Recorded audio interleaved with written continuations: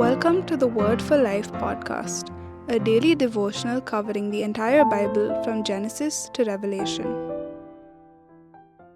In Exodus 34, God calls Moses to the Mount of Sinai for the last time.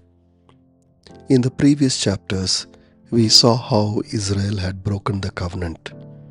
They had made and worshipped an idol. Moses in anger had broken the tablets and God had punished Israel. But now, God graciously corrected all that went wrong in the previous chapters. First, in this chapter, God told Moses to bring a new set of tablets so that he can rewrite the 10 Commandments. Secondly, God told Moses that he was a compassionate and gracious God, slow to anger, abounding in love and faithfulness, maintaining love to thousands and forgiving wickedness, rebellion and sin. However, this does not mean God will forget justice. Therefore, God told Moses in verse 7, "Yet he does not leave the guilty unpunished. He punishes the children and their children for the sin of the parents to the third and fourth generation." In verse 10, the Lord also renewed his covenant with Israel. He promised that he will do wonders never before done in any nation in all the world. Other people will see what the Lord will do for Israel.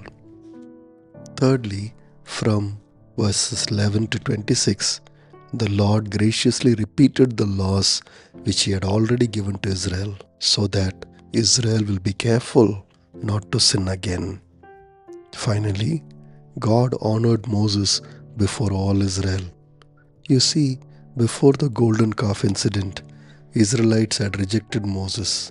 In chapter 32 verse 1, we read, "The people of Israel told Aaron, 'Come, make us gods who will go before us. As for this fellow Moses who brought us up out of Egypt, we don't know what has happened to him.'" You see, they despised and rejected Moses as their leader.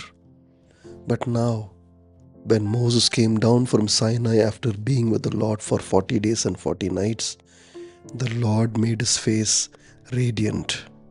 That means light shone from his face. Therefore, the Israelites listened to him now. They knew that Moses was specially chosen of God to have a special encounter with God.